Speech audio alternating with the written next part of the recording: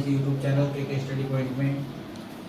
ये क्लास कक्षा 10 की मैथ की क्लास है और एक्सरसाइज 1.3 स्टार्ट करते हैं। 1.3 से समझने से पहले थोड़ा एक चीज़ ध्यान दें। बात करते हैं परिमेय संख्याओं। परिमेय संख्या इंग्लिश में इन्हें रेशनल नंबर बोलते हैं। ठीक है, वे संख्याएं जो p/q के रूप में लिखी जा सकती है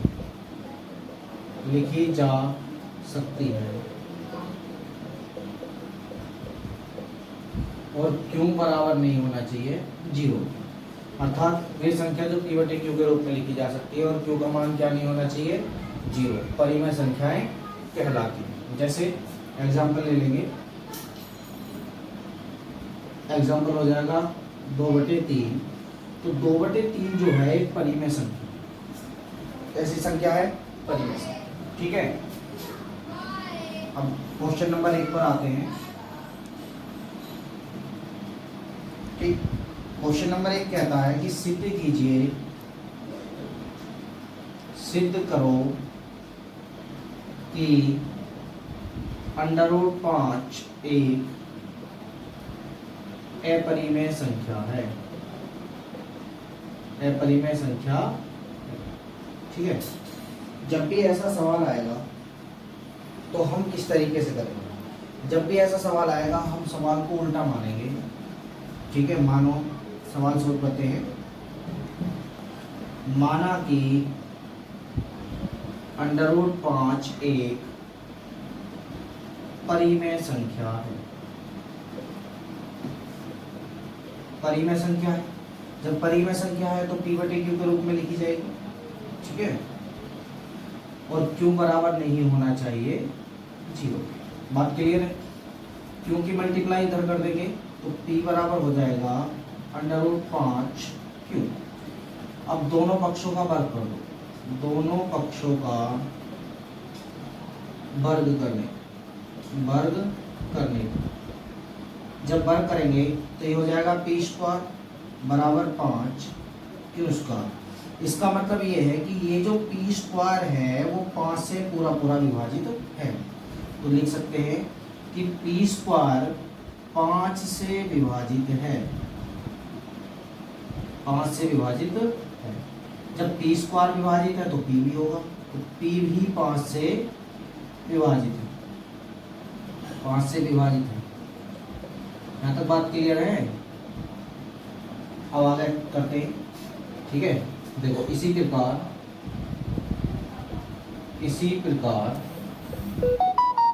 p बराबर हमने मान लिया कि 5r।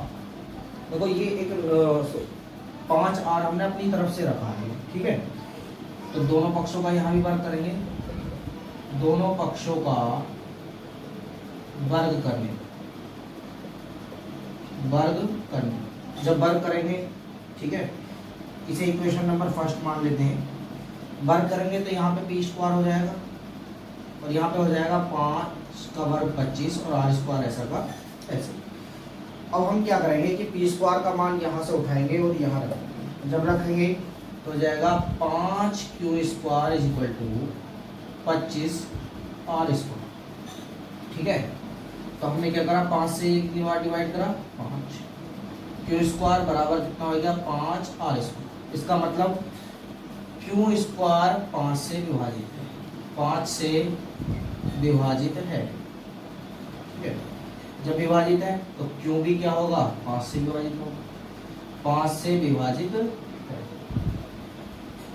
ठीक है, जब 5 से विभाजित है तो इसका मतलब हम लिख सकते हैं कि p व q 5 से विभाजित है। 5 से विभाजित है अर्थात सहभाज्य संख्या है। और जब सहभाज्य संख्या है तो इससे हमारे तथ्य का विरोध होता है, अर्थात इससे हमारा तथ्य क्या होता है, उल्टा प्राप्त होता है।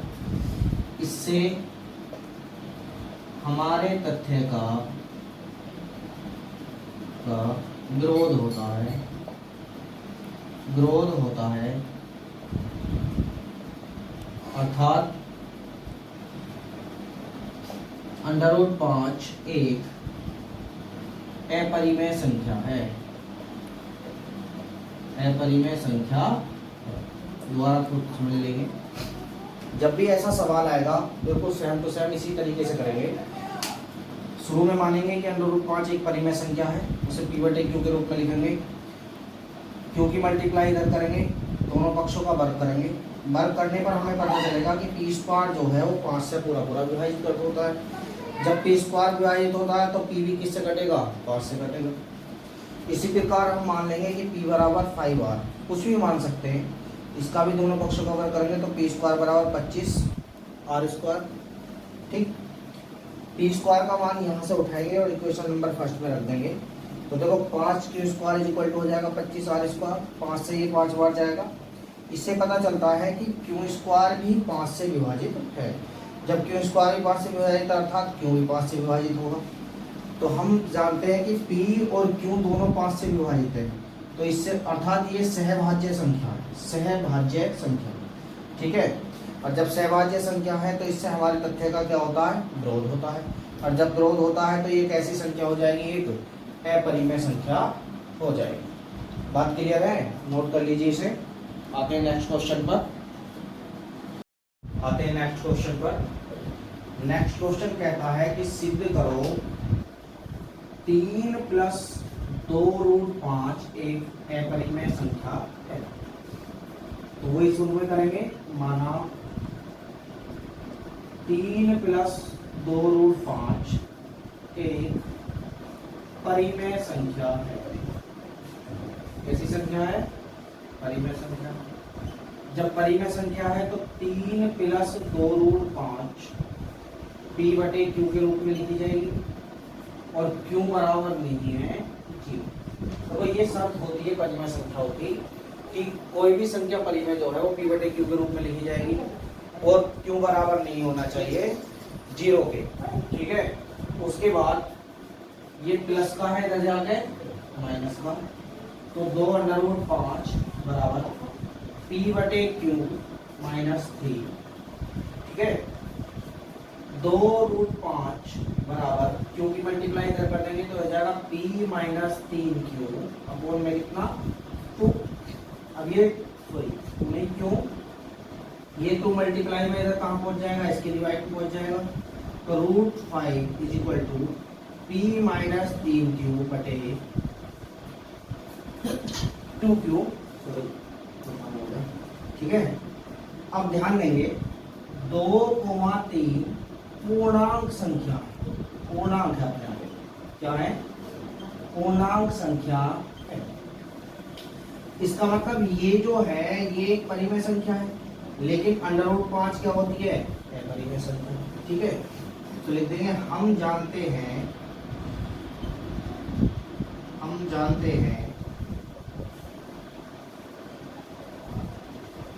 √5 एक अपरिमेय संख्या होती है। अपरिमेय संख्या है।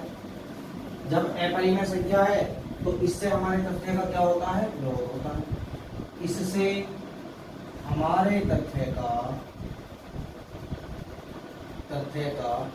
विरोध होगा, अर्थात जो हमने माना उससे हमें उल्टा प्राप्त हो रहा है। ठीक है, जब विरोध होता है अतः 3 + 2√5 एक अपरिमेय संख्या है। अपरिमेय संख्या है। बात क्लियर है? नोट कर लीजिए एक बार इसे। हेलो स्टूडेंट, आते हैं हम नेक्स्ट क्वेश्चन पर। क्वेश्चन 3 कहता है कि सिद्ध करो कि निम्नलिखित संख्याएं अपरिमेय संख्याएं हैं। ठीक है, इससे पहले हम 2 क्वेश्चन सॉल्व कर चुके हैं। बिल्कुल सेम टू सेम वही प्रोसेस करेंगे, कुछ नहीं करना। क्वेश्चन नंबर पहला उठा लो। माना कि 1/√2 एक परिमेय संख्या है। ठीक है, 1/√2 जो है वो एक रेशनल नंबर है। जब रेशनल नंबर है तो इसे हम p/q के रूप में लिख सकते हैं 1/√2। ठीक है, अब इसे क्या करें, इसे उल्टा कर दो तो ये भी उल्टा हो जाएगा, q/p √2। बात क्लियर है? p की मल्टीप्लाई इधर कर दो तो q बराबर हो जाएगा √2p। अब यहाँ पे हम दोनों पक्षों का वर्ग कर देते, दोनों पक्षों का वर्ग करने पर, ठीक है, जब वर्ग करेंगे तो ये हो जाएगा q² 2p²।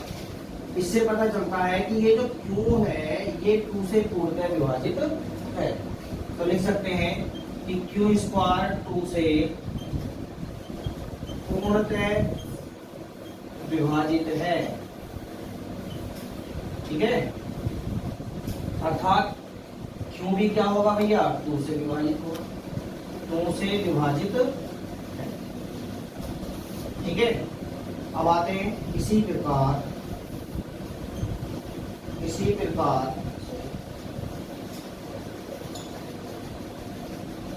q हम मान लेते हैं 2r। ठीक है, ये अपनी तरफ से रखते हैं, q 2r। यहां देखेंगे q 2r रख दिया, दोनों पक्षों का वर्ग कर दें, दोनों पक्षों का वर्ग कर दें। ठीक है, इसे इक्वेशन नंबर फर्स्ट मान लेंगे। जब वर्ग करेंगे तो q² हो जाएगा बराबर 2 का वर्ग कितना होता है 4 और r का वर्ग r²। बात क्लियर है? अब ध्यान देंगे तो q² की वैल्यू ये है और q² की वैल्यू ये है, तो इक्वेशन नंबर 30 हो जाएगा ये। या लिख देंगे समीकरण नंबर 1 व 2 से क्या हो जाएगा, 4r² हो जाएगा 2p²। 2 से ये 2 बार डिवाइड होगा, यानी कि 2r² p², अर्थात p² जो है वो 2 से पूर्णतः विभाजित है, 2 से पूर्णतः विभाजित है। जब पूर्णतः विभाजित है तो अर्थात p भी क्या होगा भैया, 2 से पूर्णतः विभाजित होगा, 2 से विभाजित है। ठीक, जब 2 से डिवाइडेड है तो हम कह सकते हैं कि p व q 2 से विभाजित है,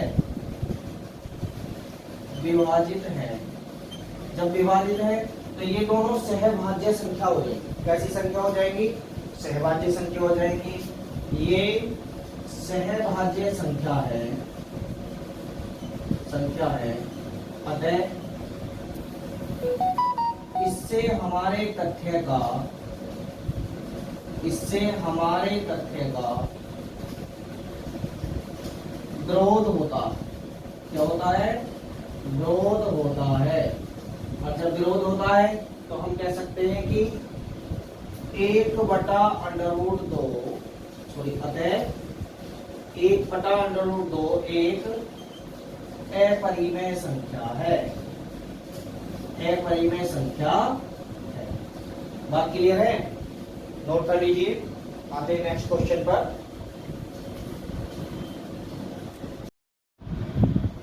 आते हैं स्टूडेंट नेक्स्ट क्वेश्चन पर। नेक्स्ट क्वेश्चन क्या है कि 7/5 एक अपरिमेय संख्या है, ये सिद्ध करके हमें दिखाना है। देखो ऐसे सवाल हम कर चुके हैं, लेकिन एक बार फिर इसे देख लेंगे। माना कि 7/5 एक परिमेय संख्या है,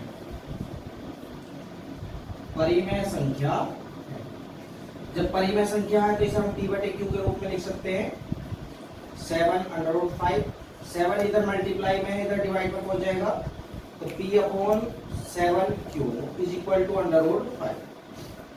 अब 7 क्या है, यहाँ पर पूर्ण संख्या है, मतलब कह सकते हैं ये पूर्णांक है, पूरी संख्या। ठीक है, लेकिन हम जानते हैं कि √5 एक अपरिमेय संख्या होती है, अपरिमेय संख्या होती है, अतः इससे हमारे तथ्य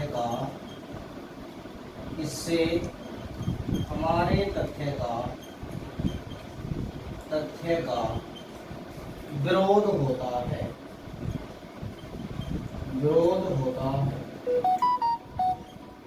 जब विरोध होता है तो लिख देंगे क्या, जब विरोध होगा, मानिए अपने परिमेय ही हमारा विरोध हो रहा तो उल्टा हो रहा, तो ये क्या हो जाएगा, अतः 7/5 एक अपरिमेय संख्या है। अपरिमेय संख्या नोट कर लेंगे एक बार इसे। आते हैं नेक्स्ट क्वेश्चन पर, इसकी शॉर्ट ले लीजिएगा।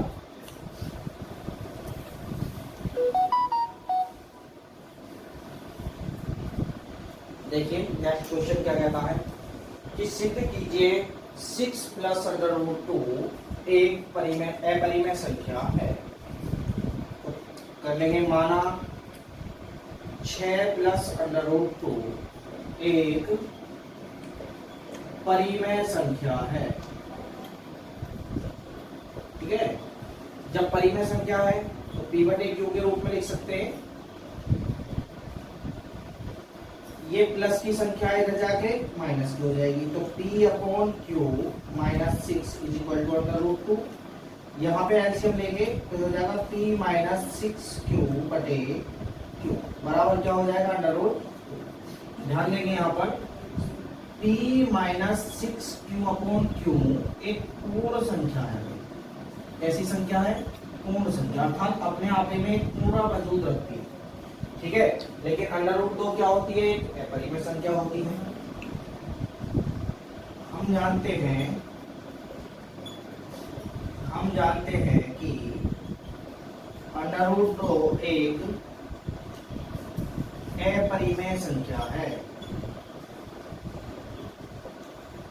तब दी गई संख्या भी अपरिमेय होगी। बात क्लियर है? एक बार नोट कर लीजिए इसे। ये एक्सरसाइज कंप्लीट हो चुकी है। ठीक है, मिलते हैं नेक्स्ट वीडियो में।